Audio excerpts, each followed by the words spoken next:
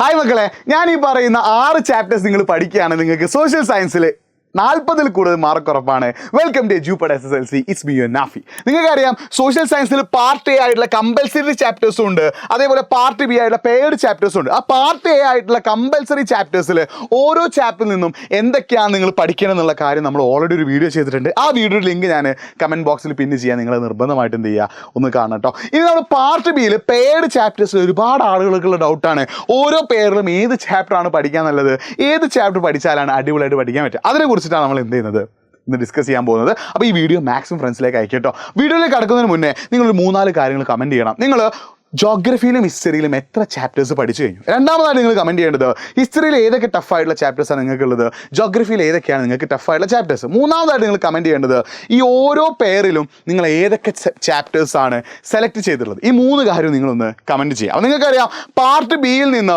40 മാർക്കിൻ്റെ ക്വസ്റ്റ്യൻസ് ആണ് വരിക. പാർട്ട് എയുടെ കാര്യം മൊത്തം ഞാൻ ഓൾറെഡി കമൻറ്റ് ബോക്സിൽ പിന്നെ ഇത് വീഡിയോ നമ്മൾ ഡിസ്കസ് ചെയ്യുന്നുണ്ട് കേട്ടോ. പാർട്ട് ബിയിൽ നമുക്ക് 40 മാർക്കിൻ്റെ ക്വസ്റ്റ്യൻസ് വരിക.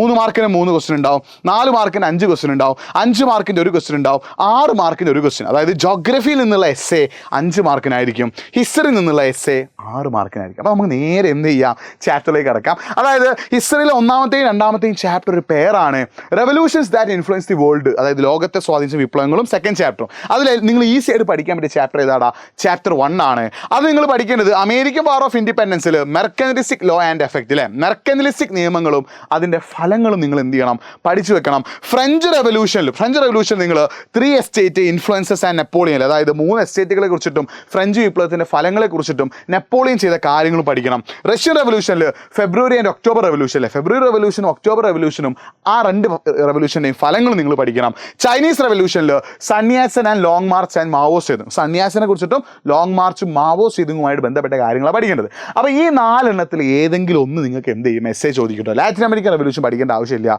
അത് എസ്സേ ചോദിക്കില്ല. ഇതിൽ 4 ഏതെങ്കിലും ഒന്നാണ് നിങ്ങളോട് എന്ത് ചെയ്യുക, എസ്സേ ചോദിക്കുക. ഇനി ഹിസ്റ്ററിയിലെ 4-ാമത്തെയും 7-ാമത്തെയും ചാപ്റ്റർ ഒരു പേരാണ്. അതിൽ നിങ്ങൾ കുറേ കൂടി എളുപ്പത്തിൽ പഠിക്കാൻ പറ്റിയ ചാപ്റ്റർ ഏതാടാ, ചാപ്റ്റർ 7 ആണ്. ചാപ്റ്റർ 4-നെ കമ്പയർ ചെയ്യുമ്പോൾ എന്താണ്, വളരെ കുറച്ച് മാത്രമേ പഠിക്കാനുള്ളൂ. ഇതിൽ നിന്ന് മിക്കവാറും 3 മാർക്ക് 2 ക്വസ്റ്റ്യൻസ് ആയിരിക്കും എക്സാമിന് ചോദിക്കുക.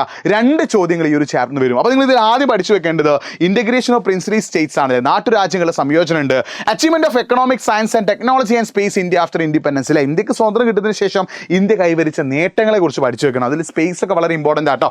പിന്നെ വളരെ ഇമ്പോർട്ടൻ്റ് ആണ് ഇത് education commission and its objective, വിദ്യാഭ്യാസ കമ്മീഷനുകളും അതിൻ്റെ ഫലങ്ങളും. It's very very important. ഇത് പഠിക്കാൻ നിങ്ങൾ എക്സാമിന് പോകരുത്.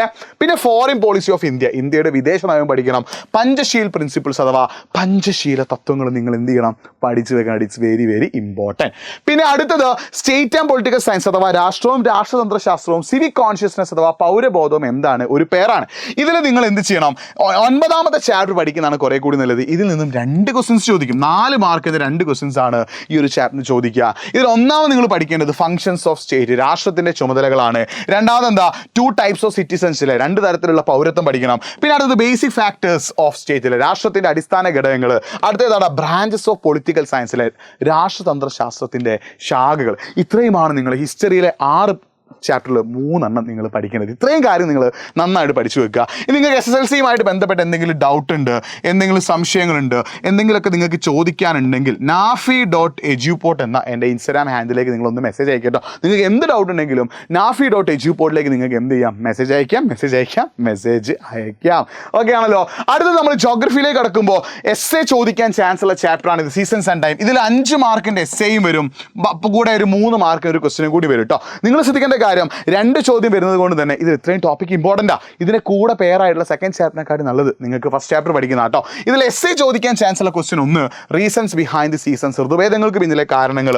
പിന്നെ Greenwich time, standard time, local time, Greenwich സമയം, സ്റ്റാൻഡേർഡ് സമയം, പ്രാദേശിക സമയം.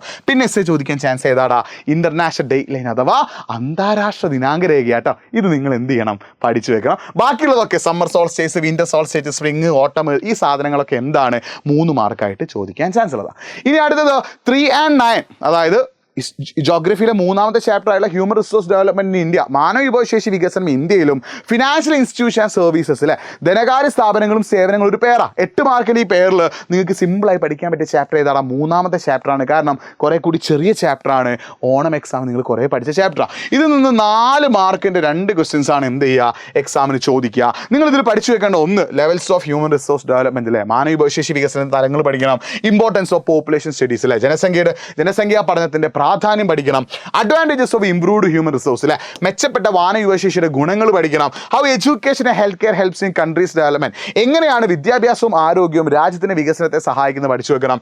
Goals of SSA, ICDS and RUSA അല്ലേ, ഈ സമഗ്ര ശിക്ഷാഭിയാൻ, സംയോജിത ശിശു വികസന പദ്ധതി, രാഷ്ട്രീയ ഉജ്ജ്വല ശിക്ഷാഭിയാൻ, അതിനൊക്കെ ഗോളുകൾ പഠിച്ചു വെക്കണം.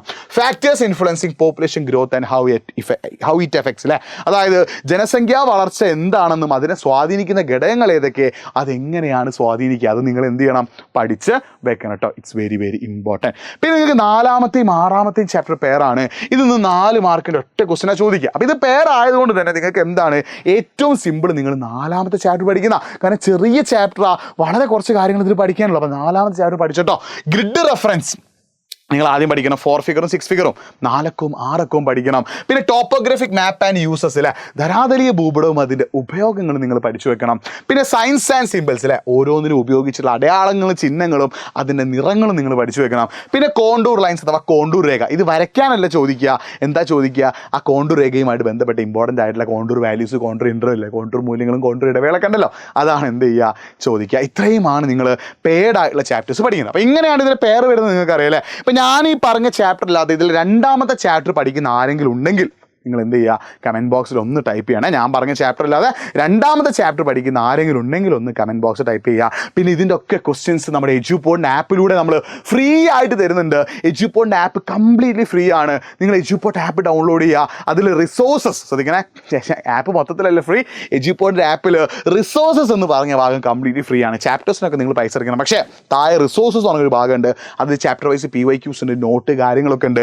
അത് നോക്കി നിങ്ങൾ എന്ത് ചെയ്യുക, ഒന്ന് പഠിക്കണം. അപ്പോൾ അടിപൊളിയായിട്ട് പഠിക്കുക, ഉഷാറായിട്ട് പഠിക്കുക, സെറ്റായിട്ട് പഠിക്കുക.